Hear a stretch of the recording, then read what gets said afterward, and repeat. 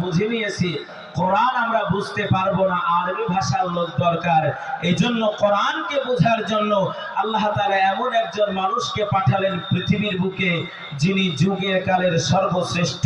তার নাম হলো মুহাম্মদ। একবার জোরে বলুন সাল্লাল্লাহু আলাইহি ওয়াসাল্লাম।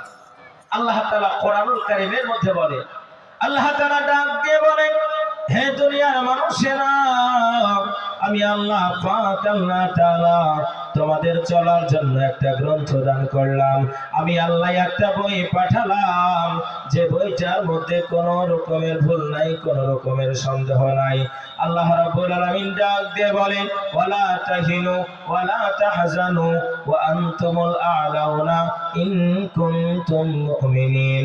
আল্লাহ তাআলা বলেন, হে দুনিয়ার মুসলমানেরা, পৃথিবীর জমিনে তোমাদের কোনো ভয় নাই, তোমাদের কোনো টেনশন নাই, মুসলমান তোমাদের কোনো চিন্তা নাই। আল্লাহর কোরআন জানিয়ে দিয়ে বলে, মুসলমানেরা তোমাদের কোনো ভয় নাই। তাহলে আজকে পৃথিবীর বুকে মুসলমানরা এত কম্পিত কেন? মুসলমানরা এত মার খাচ্ছে কেন? আল্লাহ তাআলা ডাক দিয়ে বলে, পবিত্র কোরআনুল কারীমের সূরা আল বাকারা আল্লাহ তাআলা জানিয়ে দিয়ে বলে, ইন্নাল মুসলিমিনা ওয়াল মুসলিমাত ওয়াল মুমিনিনা ওয়াল মুমিনাত। হে দুনিয়ার মানুষেরা, আত্মসমর্পণকারী মুসলমান যারা হবে, আল্লাহ তাআলা ওয়াদা করেছেন, ওয়াদান আলাইহি হাক্কা। আমার আল্লাহ ডাক দিয়ে বলে, আমার ওয়াদা সত্য ওয়াদা, আমার ওয়াদার মধ্যে কোনো ভুল নাই, আমার ওয়াদার মধ্যে কোনো ভেজাল নাই। আমি আল্লাহ ওয়াদা করলাম আমার বান্দাদের জন্য জান্নাত দিয়ে দেব। জোরে বলা যায় না সুবহানাল্লাহ। আল্লাহ তাআলা ওয়াদা করে বললেন, ওয়াদান আলাইহি হাক্কা। হে দুনিয়ার মুসলমানেরা, আমি আল্লাহ তাআলা ওয়াদা করলাম মুসলমান যারা হবে, ঈমানওয়ালা যারা হবে, তাদের জন্য জান্নাতের ব্যবস্থা কারা করে নেব। বিশ্বনবীর সাহাবারা চাতক পাখির মতন কান্না করে আর বলে, ইয়া রাসূলুল্লাহ, ইয়া হাবিবাল্লাহ, কোন আমলের বদৌলতে আমরা জান্নাত খানা পেয়ে যাব? আল্লাহ তাআলা কোরআনুল কারীমের মধ্যে বলে, ইন্নাল্লাহা আশতারা, আল্লাহ তাআলা ক্রয় করে নিয়েছে, আল্লাহ তাআলা কিনে নিয়েছে, বিআন্না লাহুমুল জান্নাহ, জান্নাতের বিনিময়। মুমিন তোমার জানটাকে কিনেছে, মুমিন তোমার মালটাকে কিনেছে। হে পৃথিবীর মুসলমান, আমার আল্লাহ পাক আল্লাহ তাআলা তোমার সব কিছুকে ক্রয় করে নিয়েছে একমাত্র জান্নাতের বিনিময়। জোরে বলা যায় না সুবহানাল্লাহ। জান্নাতের বিনিময় আল্লাহ তাআলা ওয়াদা করলেন, আমি জান্নাতের বিনিময় সব কিছুকে তাদের ক্রয় করে নিলাম। পক্ষান্তরে যারা বেয়াদব হবে, বেঈমান হবে, ঈমানওয়ালা হতে পারবে না, আল্লাহ পাকের শুকরিয়া কারা আদায় করতে পারবে না। আল্লাহ তাআলা কোরআনুল কারীমের মধ্যে তাদেরকে ডাক দিয়ে বলে, হে দুনিয়ার মানুষেরা, আমি আল্লাহ তাআলা কোরআনুল কারীমের মধ্যে ওয়াদা করলাম, ইন্না জাহান্নামা কানাত মিরসাদা, জাহান্নাম তাদের জন্য উৎপাত হয়ে বসে আছে। জ্বলন্ত আগুনের লেলিহান শিখা, জ্বলন্ত আগুনের কয়লা আর আগুনের ফুটন্ত রক্ত আর ফুটন্ত ফুস দিয়ে জাহান্নামীদেরকে খাবার খানা খাওয়ানো হবে। জাহান্নামীরা কান্না করবে আর বলবে, আল্লাহ লাআল্লি আমালা সালিহা, নেক কাজ করব, ভালো কাজ করব, সৎ কাজ করব, আবার আমাকে দুনিয়ার জমিনে পাঠাও। আল্লাহ বলবে, বান্দা না, তোমাকে দুনিয়ার জমিনে আর কোনোদিন পাঠানো হবে না। আমি আল্লাহ পাক আল্লাহ তাআলা হায়াত দিলাম, জীবন দিলাম, জিন্দেগি খানা বান্দা তোমাকে দান করলাম। 50 বছরের জীবন দিলাম, কারোবা 60 বছরের জীবন দিলাম। আমি আল্লাহ তাআলা হায়াতে জিন্দেগির মধ্যে বান্দা যে আমল খানা তুমি করেছো, মুয়াজ্জিন 5 বার মসজিদে আযান দিয়েছে, হাইয়া আলাস সালাহ। দুনিয়ার মুসলমান, বাইরে বসে থেকো না, নামাজের দিকে আসো। পৃথিবীর বুকে নামাজ সব থেকে সেরা। মুসলমানের সন্তানগুলি মসজিদের দিকে গেল না। আল্লাহ তাআলা ডাক দিয়ে বলে, বান্দারে, তোমার হায়াতে জিন্দেগির মধ্যে দুনিয়ার বুকে একটা নয়, দুইটা নয়, আমি দুইটা রাস্তা তোমার জন্য দান করলাম। একটা হলো জান্নাতে যাওয়ার রাস্তা, আর একটা হলো জাহান্নামে যাওয়ার রাস্তা। জান্নাতে যাওয়ার রাস্তা বড় সহজ, এই রাস্তায় কোনো আঁকা বাঁকা নাই। জাহান্নামের রাস্তাটা বড় বাঁকা রাস্তা রে বান্দা। বেন দিলাম, বুদ্ধি দিলাম, বিবেক দিলাম, বিবেচনা দান করলাম। জান্নাতের রাস্তায় চালানোর জন্য আমি আল্লাহ একটা নয়, দুটা নয়, যুগে যুগে কালে কালে অগণিত নবী ও রাসূল পাঠালাম। জাহান্নামের রাস্তায় চলার জন্য বান্দা শয়তানকে দুনিয়ার জমিনে প্রেরণ করে দিলাম। বান্দা বেন দিলাম, বিবেক দিলাম, মস্তিষ্ক দান করলাম। স্বাধীনতা আমি আল্লাহ তোমাকে দিলাম। জান্নাতেও যেতে পারো, জাহান্নামেও যেতে পারো। দুনিয়ার বুকে কেউ বাধা দেবে না, কিন্তু আখিরাতের জমিনে আমি আল্লাহ ইমামুন আদিলুন, ন্যায় পরায়ণের বিচারের দাড়ি পাল্লা কায়েম করব। কোরআনুল কারীম পবিত্র কোরআনের 23 নম্বর পারা আল্লাহ তাআলা ডাক দিয়ে বলে, হে দুনিয়ার মুসলমানেরা, আমি আল্লাহ পাক আল্লাহ তাআলা কোরআনুল কারীমের মধ্যে করলাম ঘোষণা, ফালিয়াউমা তুযলামু নাফসুন শাইয়াও, আজকে কারোর জন্য কোনো জুলুম করা হবে না, কাউকে কোনো অত্যাচার করা হবে না, কাউকে মারা হবে না। বান্দা আজকে যার যেমন আমল আছে হিসাব খানা দাও, আমল নামা নিয়ে নাও। ভালো কাজ করলে আমল নামা দেওয়া হবে, খারাপ কাজ করলে বান্দা তোমাকে আমল নামা দেওয়া হবে। কিন্তু বান্দা তুমি শুনে নাও, আমল নামা যাদেরকে ডান হাতে দেওয়া হবে তারা কতই না ভাগ্যবান হবে, হাসতে হাসতে আল্লাহর জান্নাতে যাবে। জোরে বলা যায় না একবার সুবহানাল্লাহ? আল্লাহ বললেন, জ্ঞান দিলাম, বিবেক দিলাম, বিবেচনা দান করলাম, আমল নামা তোমাকে দেওয়া হবে, তোমার সার্টিফিকেট দেওয়া হবে।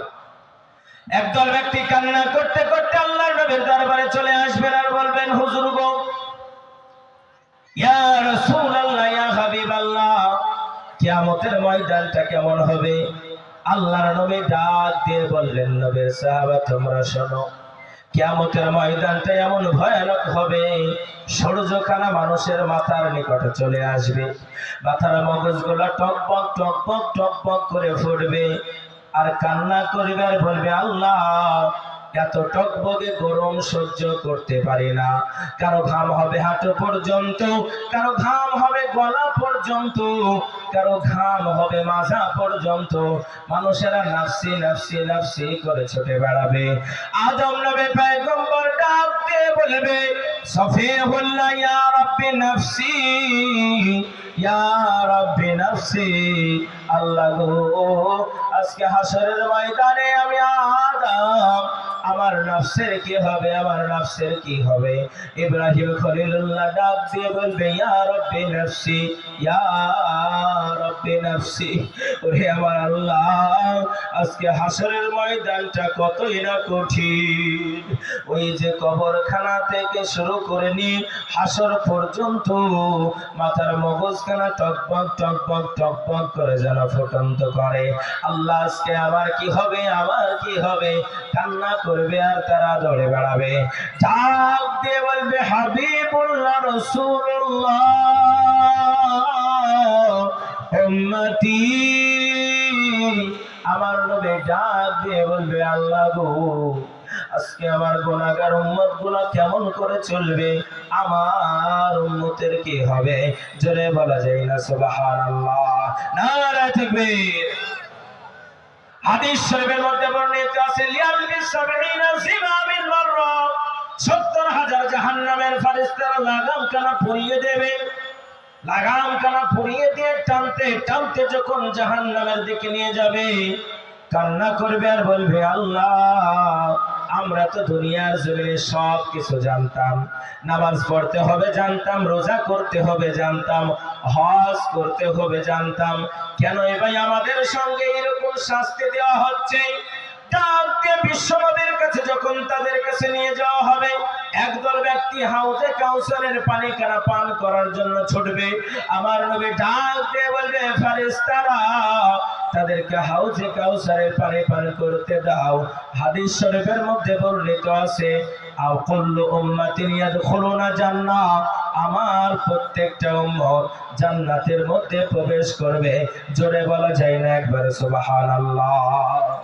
আল্লাহ নবী হাদিসের মধ্যে বললেন আমার প্রত্যেকটা উম্মত জান্নাতের মধ্যে প্রবেশ করবে ইল্লা মান আবা, কিন্তু তারা কখনোই জান্নাতের মধ্যে প্রবেশ করতে পারবে না।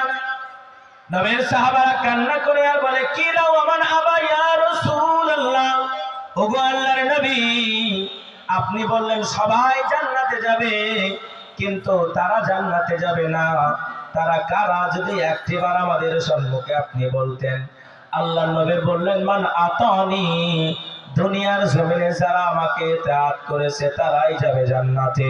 ওমান আসানি, যারা দুনিয়ার জমিনে আমাকে ইতাআত করতে পারেনি তারা কখনোই জান্নাতের মধ্যে যেতে পারবে না। নবীর একজন সাহাবা দুইটা চোখের পানি কেনা ছেড়ে দিয়ে কান্না করে। আল্লাহর নবী ডাক দিয়ে বলে সাহাবা কান্না করো কেন, কেনই বা তোমার চোখে পানি, তুমি তাড়াতাড়ি করে জানিয়ে দাও। বিশ্বনবীর সাহাবা বলে ইয়া রাসূলুল্লাহ ইয়া হাবিবাল্লাহ, হুজুর গো জান দিলাম মাল দিলাম প্রয়োজনে জীবন খানা দিলাম হুজুর, কেমন করে আপনার ইতিআত করতে হবে। আবার নবী ডাক দিয়ে বলে নবীর সাহাবা দুনিয়ার জমিনে যারা আমার প্রত্যেকটা সুন্নতের ইতিআত করবে আমি নবীজি করলাম ঘোষণা জান্নাতের মধ্যে আমি তার হাতে হাত দিয়ে হাউজে কাউসারের পানি খানা খাওয়াবো। জোরে একবার বলা যায় না সুবহানাল্লাহ, নারে তাকবীর। কোরআনুল কারীম আল্লাহ তাআলা স্পষ্ট রূপে দান করলেন বিশ্ব নবী সাল্লাল্লাহু আলাইহি ওয়াসাল্লামের উপর কোরআন খানা নাযিল করা হলো। আল্লাহ তাআলা কোরআনের উপরে করে বর্ণনা, হে দুনিয়ার মানুষেরা আমি আল্লাহ পাক আল্লাহ তাআলা কোরআন তোমাদের জন্য পাঠালাম। কোরআন হলো একটা গাইড বুক, কোরআনের নিয়মগুলো মেনে চলবে, কোরআনের বিধানগুলো মেনে চলবে, দুনিয়ার কোনো শক্তি তোমাদেরকে কোনো ক্ষতি করতে পারবে না। নবী আমার গায়ে হেরার মধ্যে ধ্যানমগ্ন অবস্থায় আছে, জিবরিল আমিন এসে বলে ইয়া রাসূলুল্লাহ ইয়া হাবিবাল্লাহ, হুজুর গো ইকরা বিসমি রাব্বিকাল্লাযী খালাক, পড়েন আপনার প্রভুর নামে, যে প্রভু আপনাকে তৈরি করেছে, যেই প্রভু আপনাকে সৃজন করেছে। আল্লাহর নবী বললেন জিবরিল গো আমি পড়তে পারি না, কেমন করে পড়বো তুমি আমাকে একবার বলো না। একবার নয় দুইবার নয়, আমার নবীকে তিনবার যখন জিবরিল আমিন বললেন সঙ্গে সঙ্গে আমার সিনার সঙ্গে সিনা কানাকে লাগিয়ে নিলেন। আল্লাহর নবী পড়তে লাগলেন ইকরা বিসমি রাব্বিকাল্লাযী খালাক, খালাকাল ইনসানা মিন আলাক। পড়তে পড়তে কাঁপতে কাঁপতে হযরতে খাদিজা রাদিয়াল্লাহু তাআলা আনহার কাছে চলে গেলেন। হযরতে খাদিজা কান্না করে আর বলে হুজুর গো আপনাকে কোনোদিন এরকম কম্পিত অবস্থায় দেখিনি, আজকে কেন আপনার চোখে পানি, কেনই ভাই আপনি এত কম্পন করেছেন। আল্লাহর নবী বললেন খাদিজা আসমান থেকে জমিন পর্যন্ত আর রিজাল একজন মানুষ আমার সম্মুখে দাঁড়িয়ে গেল, তাকে দেখে আমি কম্পিত হয়ে গেলাম, আমার কানে কানে যেন কি শব্দ বলে দিল। হযরতে খাদিজা কান্না করে আর বলে হুজুর গো সব কিছু সহ্য করতে পারি, কিন্তু আপনার চোখের পানি সহ্য করতে পারি না। আজ থেকে আমি আর খাদিজার সাক্ষী দিয়ে দিলাম আশহাদু আল্লা ইলাহা ইল্লাল্লাহু ওয়া আশহাদু আন্না মুহাম্মাদান আবদুহু ওয়া রাসূলুহু। ওগো আল্লাহর নবী আজ থেকে আমি সাক্ষ্য দিয়ে দিলাম আপনি হলেন আল্লাহ পাকের নবী, আমার আল্লাহ আপনাকে শেষ নবী করে দুনিয়ার জমিনে পাঠিয়েছে। জোরে একবার বলা যায় না সুবহানাল্লাহ, নারে তাকবীর। আল্লাহর নবী মায়ার নবী রাহমাতুল লিল আলামিন বিশ্ব নবী আমার কোরআনুল কারীমের দাওয়াত কেন প্রচার করতে শুরু করলেন। নবী একা, নবীর ডানে কেউ নাই বামে কেউ নাই। সাহাবায়ে রাদিয়াল্লাহু তাআলা আনহু বলে হুজুর গো ওগো নবীজি বলুন তারপরে কি ঘটনা ঘটে গেল। আল্লাহর নবীজি বলেন ওগো আমার সাহাবা, আমার প্রতি ঈমান এনেছিল আমার একজন সাহাবা, নাম তার বেলাল রাদিয়াল্লাহু তাআলা আনহু। আল্লাহ তাআলা কোরআনুল কারীমের মধ্যে বলে ইয়া আইয়ুহাল্লাযীনা আমানু, ও আমার ঈমানদার বিশ্বাসী বান্দা বান্দিরা হাক্কা তুকাতিহি, তোমরা ভয় করো আমি আল্লাহ আমাকে ভয় করার মতো ভয় করো। ওয়ালা তামুতুন্না, বান্দা অতক্ষণ পর্যন্ত মৃত্যুবরণ করো না, অতক্ষণ পর্যন্ত বান্দা মরো না, ইল্লা ওয়া আনতুম মুসলিমুন, যতক্ষণ না পর্যন্ত তুমি আত্মসমর্পণ না করতে পারবে, যতক্ষণ না পর্যন্ত তুমি আল্লাহর কাছে দণ্ডমান হতে পারবে, ততক্ষণ পর্যন্ত তোমরা কখনোই মৃত্যুবরণ করবে না। নবীর সাহাবারা বলে, হুজুর গো, আমরা কখন মারা যাব এটা তো আমরা বলতে পারবো না। ওগো আল্লাহর নবী, আপনি জানিয়ে দেন কেমন করে আমরা মৃত্যুবরণ করব না। জোরে একবার বলা যায় না সুবহানাল্লাহ? নারে তাকবীর। আমরা কবে মারা যাব এটা আমরা বলতে পারবো? জোরে বলেন, পারবো? পারবো না। তাহলে আল্লাহ কোরআনের মধ্যে কেন বললেন অতক্ষণ পর্যন্ত তোমরা মরো না? এই জন্য আল্লাহ তাআলা বললেন যে অতক্ষণ পর্যন্ত মরো না, যতক্ষণ না পর্যন্ত আত্মসমর্পণ না করতে পারবে। আজকে আমার আলোচনার বিষয় হচ্ছে আত্মসমর্পণকারী মুসলমান। আমি প্রথম থেকে এইভাবে আলোচনাটা সাজানোর চেষ্টা করেছি। আমার ভাইয়েরা, আমরা কি আল্লাহর কাছে আত্মসমর্পণ করতে পেরেছি? আমাদের মনের মধ্যে কি আল্লাহর ভয় আছে? নাই। যদি বলেন আছে, তো সেটা লোক দেখানোর সাময়িক সময়ের জন্য। আল্লাহর ভয় আমাদের মনের মধ্যে আমরা আনতে পারিনি বলে আজকে পৃথিবীর মানচিত্রে মুসলমানদেরকে মারতে মারতে কোণঠাসা করে আজকে তোমার দেশের নাগরিক হয়ে তোমার সম্মুখে তোমাকে বলা হচ্ছে যে পৃথিবীর জমিনে মুসলমানদের অস্তিত্ব ছিল না।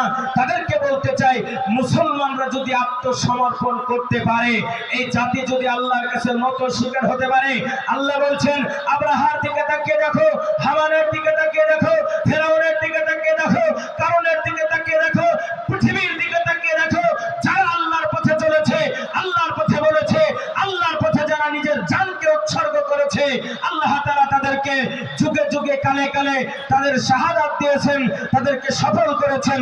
পরিশেষে জয় মুসলমানদেরকেই আল্লাহ দান করেছেন। নারায়ে তাকবীর। তার বাস্তব একটা চিত্র আপনাদেরকে বলি। ফিলিস্তিনের জমিন, যেই জমিন মুসলমানদের তরুতাজা রক্তে আজকে লালিত লিলিহান শিকার মতন বইছে, ফিলিস্তিনের ঐতিহ্য কি, অস্তিত্ব কি, আজকে মুসলমানের সন্তানেরা জানে না। এই যে আপনার ডিসেম্বর মাসের পরে জানুয়ারি আসবে, জানুয়ারিতে আজকে মুসলমানদের একটা বিরাট বড় ধরনের উৎসব হলো 31st নাইট বা 1 জানুয়ারি, হ্যাপি জানুয়ারি। এগুলো মুসলমানদের উৎসব। এটা কত বড় জঘন্যতম একটি উৎসব। 31st নাইট মুসলমানদের ঐতিহ্য না, এটা একটা ইহুদির ঐতিহ্য। আজকে আপনার ঘরের সন্তান, আপনার ঘরের ছেলে, আপনার ঘরের মেয়ে, আপনি নিজেও 31st নাইটকে কেন্দ্র করে সারা রাত্রি মাঠে ময়দানে ডিজে গান বাজিয়ে আপনার বাবার কবরের মাটিটাকে আপনি কাঁপিয়ে দিলেন। আর আপনি বললেন যে আমি হলাম মুসলমান। তোর মতন হতভাগা অপদার্থ মুসলমানের জন্য আজকে পৃথিবীর মানচিত্রে মুসলমানরা এত অবহেলিত। জোরে বলুন, আমি কথা ঠিক বললাম না বেঠি? ফিলিস্তিনের একটা বাচ্চা, নাম তার আব্দুল্লাহ।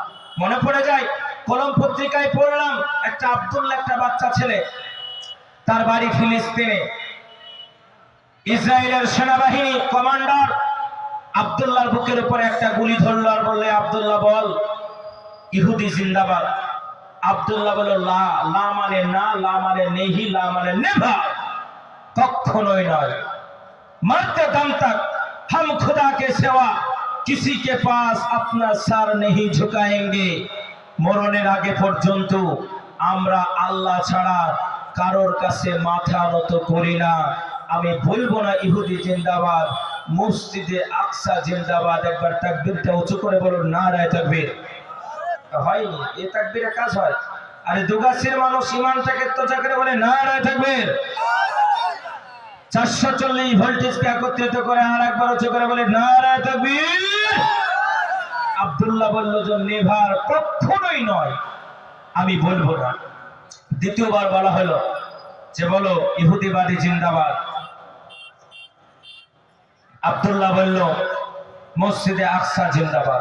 কোরআন বলে, কোরআনের 15 নম্বর পারা, আল্লাহ তাআলা বলেন সূরা আসরা, ঊর্ধ্বগমন করা। আজকে জিজ্ঞেস করে যে নবীজি কোন দরজা দিয়ে মেরাজে গেছে? আজব প্রশ্ন। এর উত্তরও আছে। আমার ভাই, কোরআন জানিয়ে দেয় ফিলিস্তিন হচ্ছে একটা বরকতময় নগর, একটি শহর, যেখানে একটা নয় দুটা নয়, আমার আপনার মতন পচা মাটির এলাকা নয়। ফিলিস্তিনের জমিন যেখানে খনিজ সম্পদে ঢাকা আছে। আজকে আফগানিস্তান পৃথিবী তাদেরকে এক জায়গায় করে দিল। পৃথিবীর বুকে 100% ইসলামকে যদি কেউ মেনে চলে, সেই দেশটার নাম হলো আফগানিস্তান। 100% ইসলাম তার মধ্যে আছে।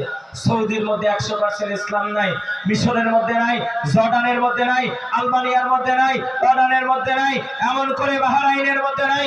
পৃথিবীর মানচিত্রে ইসলামিক কান্ট্রি 100-র মধ্যে 100 ইসলাম নাই। আফগানিস্তান একটা বিকল্প কান্ট্রি, যেখানে 100-র মধ্যে 100% ইসলাম জিন্দা আছে। আজকে পৃথিবীর মানচিত্রে আফগানকে সবাই আলাদা করে রাখলো। তারা বলল তাদেরকে অর্থ দেব না, দরকার নাই, খাবার দেব না, দরকার নাই, পয়সা দেব না, দরকার নাই। তাদের মুদ্রার মান আজকে আল্লাহ পৃথিবীর শীর্ষ স্থানে পৌঁছে দিল। একবার জোরে বলুন নারায়ে তাকবীর। কারণ কি?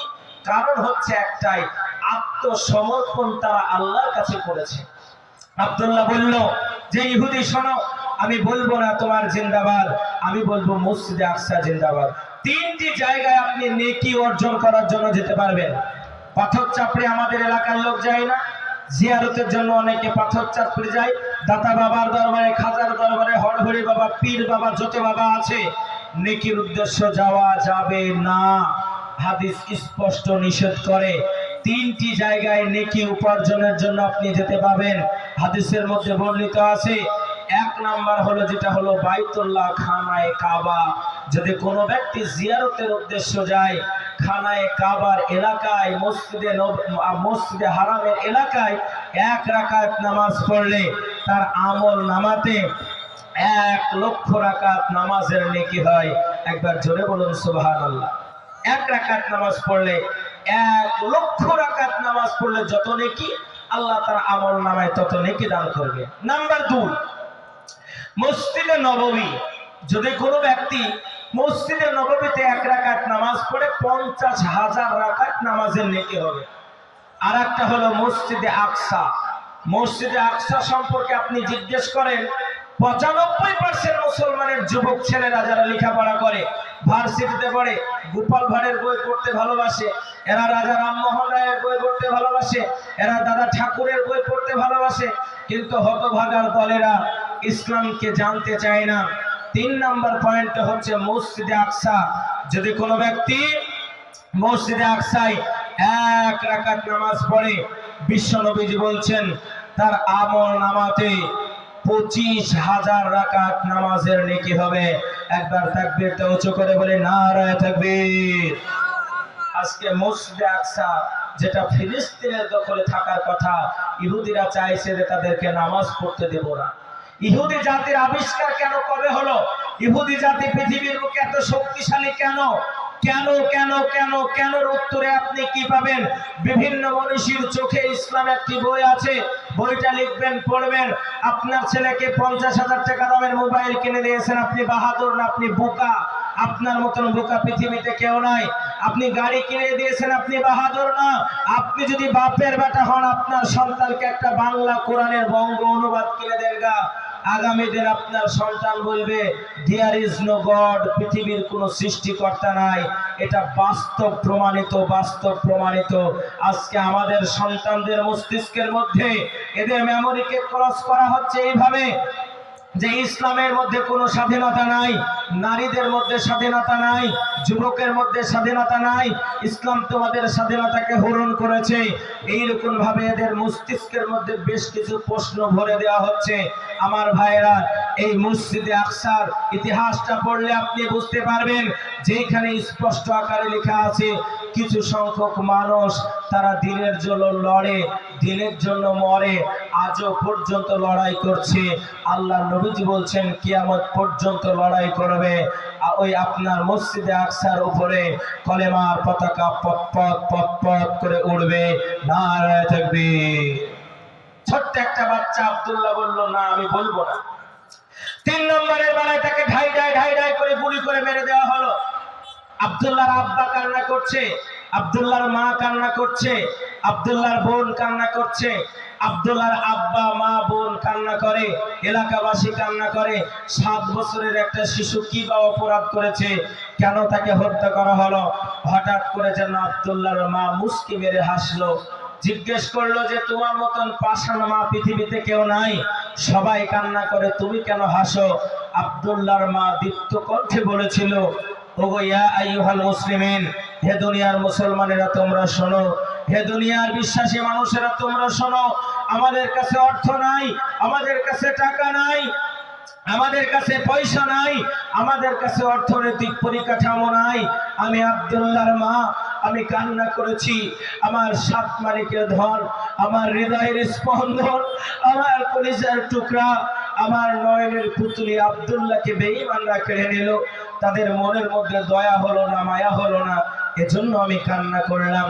আমি হাসছি কেন? আমার হাসার কারণ হচ্ছে একখানা, আমি আব্দুল্লাহর মা, টাকা দিতে পারলাম না, অর্থ দিতে পারলাম না, আল্লাহর ঘর মসজিদে আকসাকে রক্ষা করার জন্য আমার 7 বছরের আব্দুল্লাহ একাই যথেষ্ট। চিৎকার করে বলুন নারায়ে তাকবীর। আজকে বেঈমানেরা চাইছে এদেরকে যদি পঙ্গু করতে চাও, এদের টাকা ছিনিয়ে নিয়ে কাজ নাই। মুসলমানরা অর্থনৈতিক পরিকাঠামোতে অনেক উন্নত, এদের ব্যবসা ছিনিয়ে নিয়ে কাজ নাই। মুসলমানরা ব্যবসায়িক দিক থেকে উন্নত, এদের কাছ থেকে যদি ছিনতে হয়, এদের কাছ থেকে এদের ঐতিহ্যকে ছিনিয়ে নাও, এদের কাছ থেকে এদের ইতিহাসকে ছিনিয়ে নাও, এদের কাছ থেকে এদের আদর্শকে ছিনিয়ে নাও। মুসলমানদের আদর্শ যদি ছিনিয়ে নেওয়া যায়, পৃথিবীর মানচিত্রে মুসলমান অটোমেটিক পঙ্গু হয়ে যাবে। আজকে মুসলমানদের কাছ থেকে তাদের আদর্শকে ছিনিয়ে নেওয়ার কারণে সারা পৃথিবীর বুকে আজকে মুসলমানরা পদদলিত, লাঞ্ছিত, অবহেলিত। আজকে মুসলমানরা বিভিন্ন জুলুমের শিকার হচ্ছে। জোরে বলুন আমি কথা ঠিক বললাম না বেঠিক? জোরে বলুন ঠিক বললাম না বেঠিক? আল্লাহর কোরআন বলছে সমাধান একটা আছে, একটা সমাধান আছে, যেই সমাধানের মাধ্যম দিয়ে তারা নিজেরা সবলীল হতে পারবে। সেই সমাধানটার নাম হচ্ছে আল্লাহর ভয়। তাখাফু ইলাল্লাহ, যে অন্তর আল্লাহর ভয়ে কাঁদে, আল্লাহর ভয় যার মনের মধ্যে বিরাজমান হবে, তার পৃথিবী তাকে জয় করার পরেও আল্লাহর ভয় থাকার কারণে আল্লাহ তাআলা তাকে সাহায্য করবেন। আল্লাহ তাকেই পছন্দ করে যারা আল্লাহকে ভয় করে। কেমন করে ভয় করতে হবে এটাও কোরআন বর্ণনা করেছে। কোরআন স্পষ্ট রূপে জানিয়ে দেয় আল্লাহকে কেমন করে ভয় করবেন। আল্লাহ তাআলা জানিয়ে দেয়, বলে ইয়া আইয়ুহাল্লাযীনা আমানু, ও আমার ঈমানদার বিশ্বাসী বান্দা বান্দীরা, হাক্কা তুকাতিহি, ভয় করো তোমরা আল্লাহকে, ভয় করার মতো ভয় করো। ওয়ালা তামুতুন্না, বান্দা ততক্ষণ পর্যন্ত মরো না, ততক্ষণ পর্যন্ত মৃত্যুবরণ করো না, ইল্লা ওয়া আনতুম মুসলিমুন, যতক্ষণ না পর্যন্ত তোমরা আল্লাহর কাছে আত্মসমর্পণ না করতে পারবে। নবীর সাহাবারা চিৎকার করে বলল, হুজুর গো, জান দিলাম, মাল দিলাম, প্রয়োজন জীবন দিলাম, কেমন করে আমরা আল্লাহর কাছে আত্মসমর্পণ করতে পারব? বিশ্বনবীর একজন সাহাবা বলে, নবীজি মনে পড়ে যায় জিহাদের লেলিহান শীত ময়দানের কথা খানা। জিহাদের ময়দানে আমি আমার আব্বাকে হারিয়েছি, আমি আমার মাকে হারিয়েছি, আমি আমার পিতাকে হারালাম, আমার সন্তানকে হারালাম। নিঃস্ব হয়ে নবী আপনার দরবারে আসলাম। বলুন বলুন ইয়া রাসূলুল্লাহ, আমরা কি আত্মসমর্পণ করতে পেরেছি কিনা? নবী আমার 2টা চোখের পানি কেন ছেড়ে দিয়ে যেন কান্না করতে শুরু করে। আল্লাহর নবী ডাক দিয়ে বলে, রাসূলুল্লাহ হুজুর, কেন আপনি কান্না করেন? কেনই ভাই আপনার চোখে পানি? সাহাবারা চিৎকার করে বলল, হুজুর গো, সব কিছু সহ্য করতে পারি, কিন্তু আপনার চোখের পানি এখানে আমরা সহ্য করতে পারি না। ইয়া রাসূলুল্লাহ, ইয়া হাবিবাল্লাহ, মেহেরবানি করে আপনি ক্রন্দন করবেন না। আল্লাহর নবীজি বললেন, এটা আমার আজকে দুঃখের কান্না নয়, এটা আমার আনন্দের কান্না, এটা আমার ভালোবাসার কান্না। আলিয়ামা আকমালতু লাকুম দীনাকুম ওয়া আতমামতু আলাইকুম। হে নবীর সাহাবারা, আজকে সব পৃথিবীর দিকে তাকিয়ে দেখো, মক্কার আনাচে কানাচে তাকাও, মদিনার জমিনে তোমরা তাকিয়ে দেখো, আজকে আমার আল্লাহ পাক, আল্লাহ তাআলা দিনকে পরিপূর্ণ করেছে, দ্বীনকে আজকে পূর্ণাঙ্গ রূপ দান করেছে। নবীর সাহাবারা বলল, হুজুর গো, আপনি কেনই বা এত আনন্দিত? আল্লাহ নবীজি বললেন, এই জন্যই আমি আনন্দিত, এমন একটা টাইম ছিল দ্বীনের কথা যারা মেনেছিল তাদেরকে বেঈমানরা নানান রকমের অত্যাচার করেছিল, তারপরেও তারা বেঈমানের কাছে মাথা নত করেনি, আল্লাহ ছাড়া কারো কাছে মাথা নত করেনি। জোরে বলা যায় না সুবহানাল্লাহ। বিশ্বনবীর একজন পাগল সাহাবা, নবীর জন্য পাগল, আনা মুহাম্মাদান হিব্বুহু। সাহাবাটা কান্না করে আর বলে, আমি আমার নবীকে বড় ভালোবাসি। আলাই উমিনু বিল্লাহ, আমি আমার আল্লাহর প্রতি ঈমান আনয়ন করেছি। বেঈমানের দলেরা বলল, সাহাবা শোনো, টাকা দেব, পয়সা দেব, জমি দেব, জায়গা দেব, অট্টালিকা দান করব, একটিবারের জন্য বলো মুহাম্মদ ভালো মানুষ না, একটিবারের জন্য বলো লাত মানা কুজ্জার ধর্মটা ভালো, আল্লাহর দ্বীনখানা ভালো না। সাহাবা বলল, রে বেঈমান, আমার শরীরে এক ফোঁটা রক্ত থাকা পর্যন্ত নবী ছাড়া কাউকে নেতা বলে মানব না। জোরে বলা যায় না সুবহানাল্লাহ। বেঈমানের দলেরা কি করলো? সাহাবার পায়ের সঙ্গে উটের পা খানাকে বেঁধে দিল। উটের পা খানাকে বেঁধে দেওয়ার পরে মক্কার রাজ দরবার দিয়ে মরুভূমির বালুকোনার উপরে টানতে টানতে সাহাবাটাকে যেন নিয়ে চলে যায়। সাহাবার শরীর দিয়ে top top top top top top করে রক্তগুলো জমিনের উপরে গড়িয়ে যায়। মুখ থেকে, জবান থেকে যেন উচ্চারিত হয়, আহাদ আহাদ, এক আল্লাহ ছাড়া কারো কাছে মাথা নত করব না। আল্লাহর নবী সাল্লাল্লাহু আলাইহি ওয়াসাল্লামের কানে যখন আওয়াজটা গেল, নবী আমার সাহাবাদেরকে ডেকে বলে, সাহাবা, আজকে আমার পাগল একজন সাহাবা, আনা মুহাম্মাদান হিব্বুহু, যে বলেছিল আমি নবীকে বড় ভালোবাসি, আনা মুহাম্মাদান হিব্বুহু, আমি আমার নবীকে ভালোবাসি। নবীকে ভালোবাসি বলার কারণে ওই বেঈমানের দলেরা কতই না তাকে টর্চার করে, নির্যাতন করে। সাহাবাটার নাম হলো বেলাল রাদিয়াল্লাহু তাআলা আনহু। আব্বা জানেরা, সোনার চাঁদ ভাইয়েরা, তরুণ যুবক নওজোয়ানেরা, আমার এলাকাবাসীরা, গভীর মনোযোগ দিয়ে কথাখানা শুনবেন। আমি বেশিক্ষণ আর স্টেজে থাকবো না। আল্লাহর নবী সাল্লাল্লাহু আলাইহি ওয়াসাল্লাম যখন বলে, এই নবীর সাহাবা, আমার বেলালকে তোমরা আমার সম্মুখে নিয়ে আসো, সাহাবারা চাতক পাখির মতন চটপট করতে করতে বেঈমানদের কাছে যাওয়ার পরে বলে, ওরে মক্কার বেঈমান, কত টাকার বিনিময় বেলালকে তোমরা বিক্রয় করতে চাও? আমরা বেলালকে ক্রয় করব। জোরে বলা যায় না সুবহানাল্লাহ, নারায়ে তাকবীর। বেঈমানেরা বলল, নেভার, কখনোই নয়, বেলালকে বিক্রয় করব না। কেন? তার কারণ বেলাল মুহাম্মদকে ভালোবাসে। আর বেঈমানরা চেয়েছিল যে মুহাম্মদকে পৃথিবীর মানচিত্র থেকে মুছে দেব। কিন্তু আল্লাহ বলে, দোস্ত শোনো, পৃথিবীর বুকে যারা তোমাকে জিরো করার চেষ্টা করবে, আমি আল্লাহ পৃথিবীর বুকে তোমাকে হিরো বানাবো। একবার জোরে বলুন সুবহানাল্লাহ, আর একটু জোরে বলুন সুবহানাল্লাহ। ফ্রান্সের বুকে নবীর চিত্র নিয়ে ব্যঙ্গাত্ব করা হলো, বাস্তব কথা বলছি। ফ্রান্সের বুকে নবীর চিত্র নিয়ে ব্যঙ্গাত্ব করা হলো। আমেরিকার হোয়াইট হাউস থেকে আমার মতন টুপিওয়ালা, দাড়িওয়ালা না, আপনার মতন নামাজি নয়, চাচা নয়, কাকাও নয়, আপনার আমেরিকার হোয়াইট হাউস থেকে আওয়াজ আসলো, ফ্রান্স, তোমাকে নত স্বীকার করতে হবে। তার কারণ হলো, বিভিন্ন মনীষীর চোখে যে বইটি আছে, বইয়ের লেখার মধ্যে লেখা আছে, মহাত্মা গান্ধী জেনার সাপ টাকাতে না থাকলে টাকা অচল। তিনি বললেন, পৃথিবীর মানচিত্রে মোহাম্মদের জীবনী পড়লাম, মোহাম্মদকে নিয়ে গবেষণা করলাম, আমার মনে হলো মোহাম্মদ হচ্ছে একজন পারফেক্ট রাষ্ট্রনেতা, রাষ্ট্রীয় নায়ক। তিনি অভব্য কুভব্য সমাজকে ভব্যতার দীপ্ত আলো দিয়ে মানব জাতিকে ন্যায় পরায়ণতার নিষ্ঠের ডাক দিয়েছেন। তার নাম হলো আহমদ। শুধু তাই নয়, আর একজন জাস্টিস ডেনমার্ক, একজন ইউরোপীয় ঐতিহাসিকবিদ, তিনি বলছেন, মোহাম্মদের জীবনীটা পড়লাম, জীবনীটা পড়ে পাগল হয়ে গেলাম। সত্যি তিনি একজন জগতের শ্রেষ্ঠ নবী ছিলেন এবং তিনার আদর্শ পৃথিবীর মুখে সব থেকে ভালো। একবার তাকবীরটা উঁচু করে বলি, নারায়ে তাকবীর। শুধু তাই নয়, বাস্তবে একটা কথা বলি, আমেরিকার জমিনে আমেরিকার বুকে একজন মুষ্টিযোদ্ধা, নাম তার কেসেস ক্লে, গলাতে তার স্বর্ণের মেডেল পড়ার পরেও আমেরিকার একটি হোটেলে লেখা আছে no entry for black man, এখানে কালো মানুষ যেতে পারবে না। কালো সাদা দুই রকমের লোক সেখানে বসবাস করে। যারা আদি আমেরিকান তারা খুব কালো, আর যারা বর্তমানে আমেরিকান তারা হচ্ছে হোয়াইট, সাদা, ব্ল্যাক স্কিন আর হোয়াইট স্কিন। কালোর মর্যাদা সবসময় কম আর সাদার মর্যাদা সবসময় বেশি। আমেরিকার ওই গোল্ড মেডেল প্রাপ্ত, স্বর্ণের পদক প্রাপ্ত কেসেস ক্লে বলল যে আমাকে দেখার জন্য মানুষের ঢল নামে, তুই 2 টাকার দারোয়ান আমাকে ঢুকতে দিবি না? মানে বলছে স্যার আমি আপনাকে দিতে পারবো না, তার কারণ অনুমতি নাই। আপনি কি পড়া জানেন না? এখানে লেখা আছে কালো মানুষ আসতে পারবে না।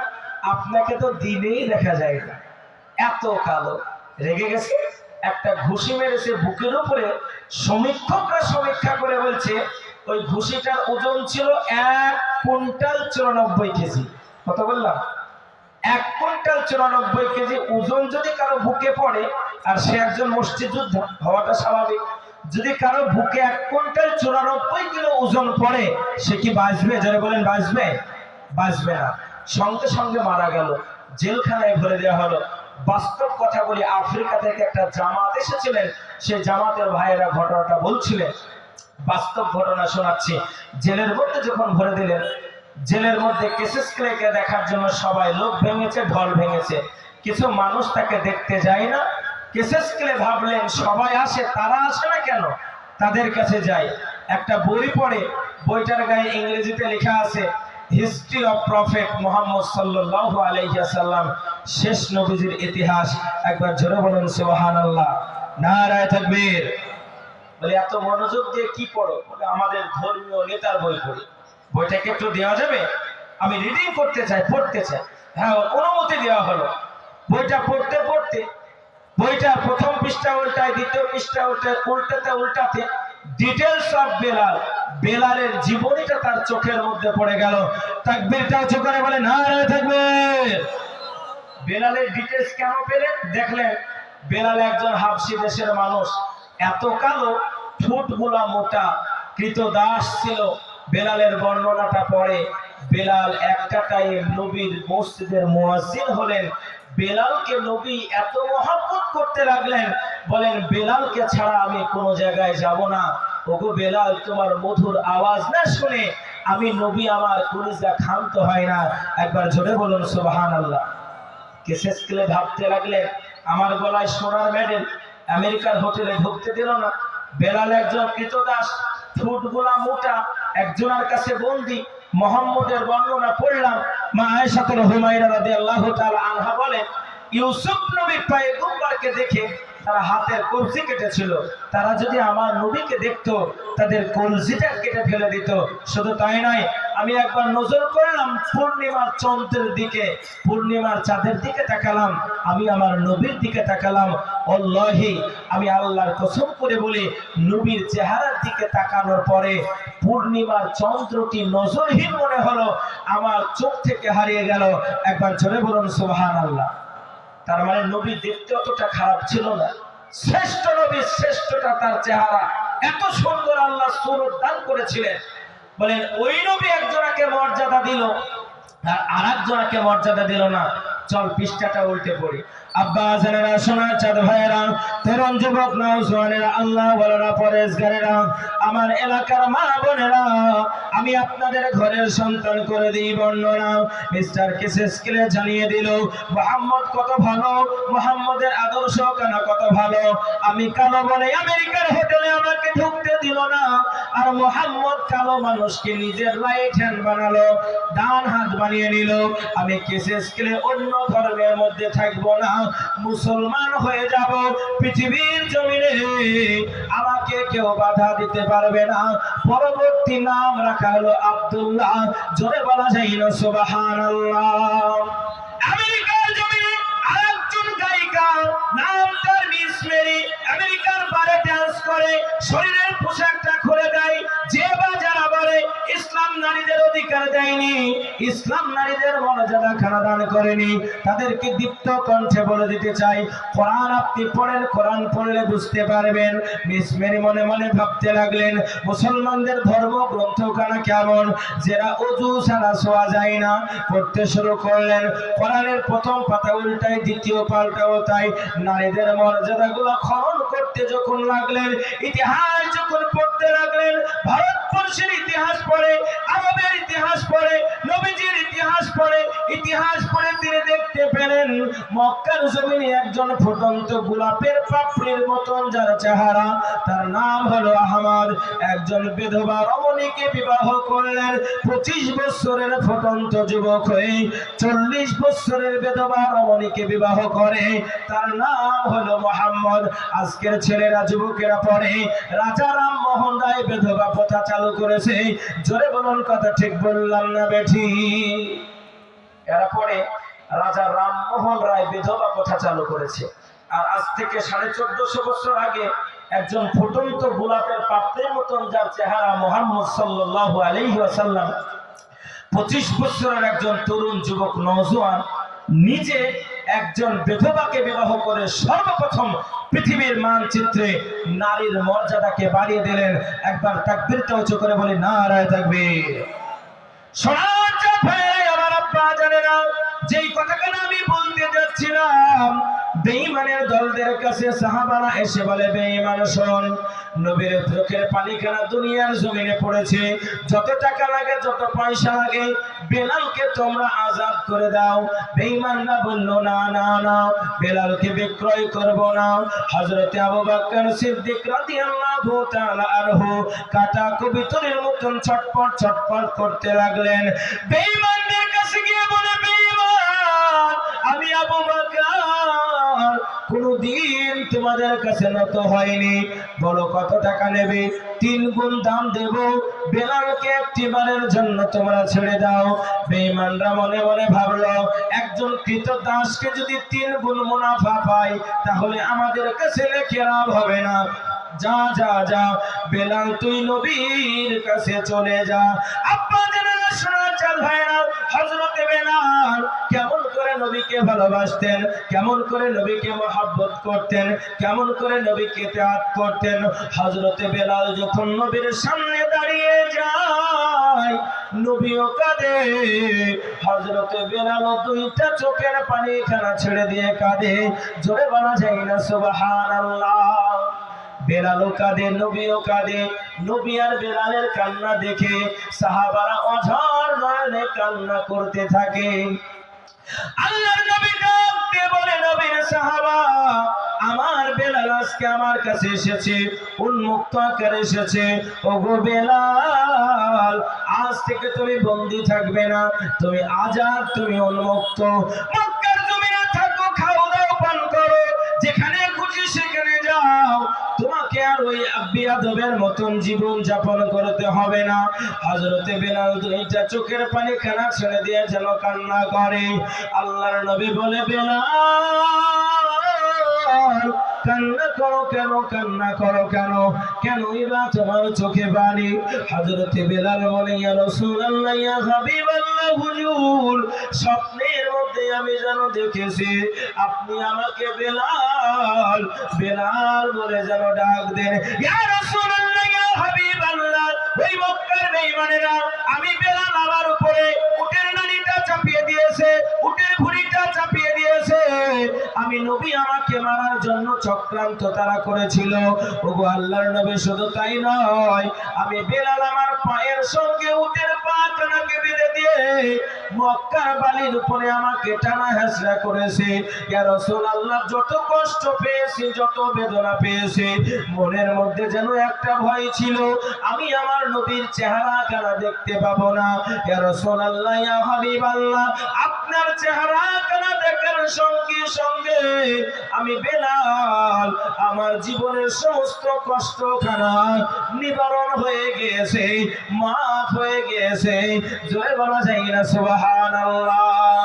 আল্লাহর নবী সাল্লাল্লাহু আলাইহি ওয়াসাল্লাম আমার হাদিসের মধ্যে বর্ণিত আছে, বেলালকে তাকালেন না, কালো ধরে দেখলেন না, কৃতদাস তিনি দেখলেন না। ওরে বেলাল, দূরে থেকো না, আমার সঙ্গে তুমি মিলে যাও। বেলালকে জোরে ধরলেন, জোরে ধরে চোখের পানি গুলা ছেড়ে দিয়ে কান্না করতে শুরু করলেন।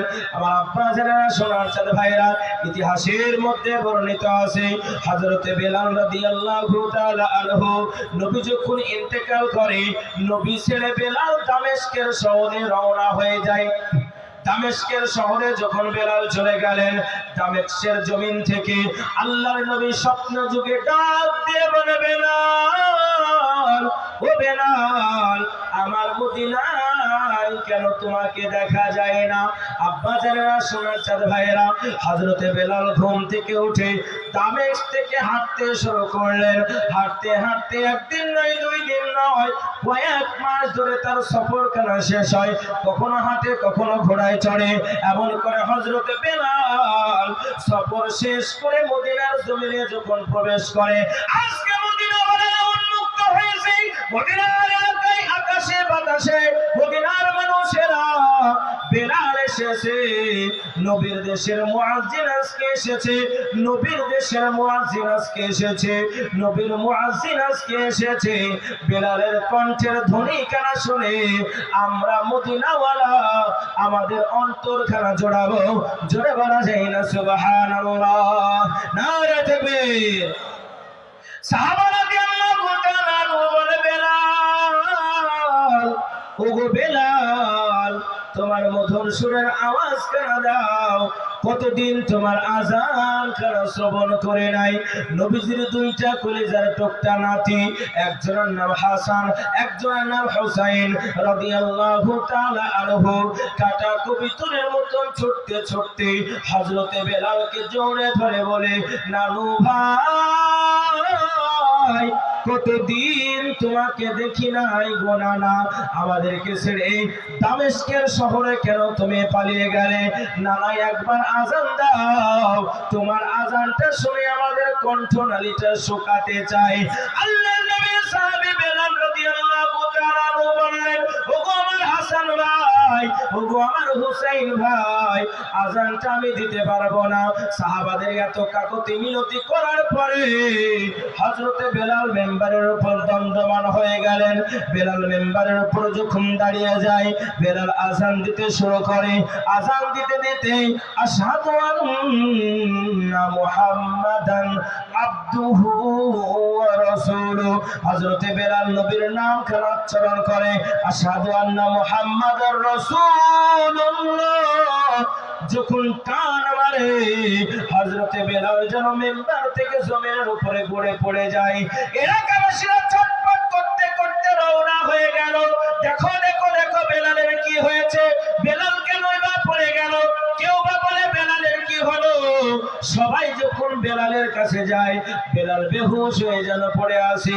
অনেকক্ষণ পরে বেলালের জ্ঞান খানা যখন ফিরে, সাহাবারা জিজ্ঞেস করে, বেলাল, কেন তুমি এইরকম করে পড়ে গেলে? হযরতে বেলাল কান্না করি আর বলে, নবীর সাহাবা, আমি বেলাল, আমার জীবনে টাকার কষ্ট ছিল, আমার জীবনে অন্যের কষ্ট ছিল, আমার খাবারের কষ্ট ছিল, আমার বেঁচে থাকার কষ্ট ছিল। আমার নবীকে ভালোবাসার কারণে বেঈমানদের কাছে অত নির্যাতন সহ্য করেছিলাম। যখন আমি আযান দিতাম, আমার নবীর চেহারা খানার দিকে তাকাতাম। এই মদিনার লোকেরা শোনো, আমি বেলাল যখন মেম্বারের উপরে দাঁড়ালাম, মেম্বার থেকে যখন আযান দিলাম, আমার নবীর নুরানি চেহারা খানা আমি দেখতে পেলাম না। আমি বেলাল সহ্য করতে পারলাম না, আমার জ্ঞান যেন হারিয়ে গেল। হযরতে বেলাল ডাক দিয়ে বলে, ওগো মদিনার লোকেরা শুনে নাও, যেই দেশে নবী নাই ওই দেশে বেলালও নাই। হযরতে বেলাল আবারও দামেস্কের জমিনে রওনা দিলেন। হযরতে বেলাল দামেস্কের শহরে তিনি ইন্তেকাল করেছেন। আব্বা জানেরা, সোনার চাঁদ ভাইরা, তাই তো বলতে চাই, আল্লাহর নবী যে বললেন, মান আতানি, ইতিআত কাকে বলা হয়, আনুগত্য কাকে বলা হয়, আত্মসমর্পণ কাকে বলা হয়, আপনি যার উপরে আত্মস্মরণ করবেন, আপনার জান, আপনার মাল, আপনার সবকিছু আল্লাহ পাকের জন্য উৎসর্গ করলে আপনি আত্মসমর্পণকারী মুসলমান হতে পারবেন। আর আপনি যদি এইটা করতে পারেন, সারা পৃথিবীর শক্তি আপনাকে কোনো ক্ষতি করতে পারবে না। জোরে বলা যায় না সুবহানাল্লাহ, নারায়ে তাকবীর। এই জন্য বলবো আমার আব্বা যারা শোনার চাঁদ ভাইয়েরা, আর একটা কথা আপনাদেরকে শোনাই, মসজিদের উন্নয়ন কল্পে জলসা হবে। আমার আব্বা যারা শোনার চাঁদ ভাইয়েরা, বিশ্বনবী সাল্লাল্লাহু আলাইহি ওয়াসাল্লাম বললেন উম্মতের পরীক্ষা হবে চারখানা। এক নাম্বার পরীক্ষা খারাপ হলো মিনাল খৌফ, দুই নাম্বার পরীক্ষা হলো মিনাল আমওয়াল। আল্লাহ পাক মাল দিয়ে উম্মত তোমার ঈমানটাকে পরীক্ষা করবে। নবীজি একজন সাহাবা মালের অভাব ছিল না, টাকার অভাব ছিল না, রেশমের কাপড় ছাড়া তিনি পরতেন না। সাহাবাটার নাম হলো উজ্জা রাদিয়াল্লাহু তাআলা আনহু। উজ্জা একজন আপনার দেবতার নাম, পরবর্তী নাম রাখা হলো আব্দুল্লাহ। উজ্জাকে যখন বেঈমানরা চাচা যখন মারতে মারতে তাড়িয়ে দিল, উজ্জা এমন একটা ছোট থান পড়ে আসে, সামনের দিক ঢাকতে যায় তো পেছনের দিক বের হয়ে যায়, পেছনের দিক ঢাকতে যায় তো সামনের দিক বের হয়ে যায়। আল্লাহর নবী ডাক দিয়ে বলে, ওরে আব্দুল উজ্জা, কেনই বা আজকে তোমার এইরকম অবস্থা? হযরতে আব্দুল উজ্জা জানিয়ে দিয়েছিল, ওগো আমার নবীজি আপনি শুনে নেন, আমি আব্দুল উজ্জা, আমার টাকার অভাব ছিল না, আমার পয়সার অভাব ছিল না, মক্কার জমিনে আমার মতন দামি পোশাক আর একটা যুবক পরতে পারেনি। জোরে বলা যায় না সুবহানাল্লাহ। নবী ডাক দিয়ে বলে, আব্দুল উজ্জা রে, তোমার মতন এত অর্থশালী লোক যদি না থাকে, কেন ভাই এরকম ক্ষুদ্র একটা থান নিয়ে আমার কাছে হাজির হয়েছো? বলি ইয়া রাসূলুল্লাহ, ইয়া হাবিবাল্লাহ, হুজুর গো, শুধুমাত্র আপনাকে মহব্বত করার কারণে, ইসলামকে ইতাআত করার কারণে, আল্লাহর প্রতি ভয় থাকার কারণে আমি আমার চাচার কাছে লালিত পালিত হয়েছিলাম। আমার চাচাকে গিয়ে বললাম, চাচা যান, কালু পড়ে নেন লা ইলাহা ইল্লাল্লাহ, আল্লাহ ছাড়া কোনো মাবুদ নাই, ফাহুয়া তুফলিহুন, আপনি কামিয়াবি হয়ে যাবেন। আমার চাচা বলল, উজ্জা রে, টাকা দেব না, পয়সা দেব না, জমি দেব না, জায়গা দেব না, একটা জাররা কিছু দেব না, নিঃস্ব করে নবীর কাছে পাঠিয়ে দেব। আমি বললাম, চাচা যান, টাকা লাগবে না, পয়সা লাগবে না, জমি লাগবে না, জায়গা লাগবে না, মুহাম্মদ ছাড়া পৃথিবীর জমিনে নেতা কাউকে বানাবো না।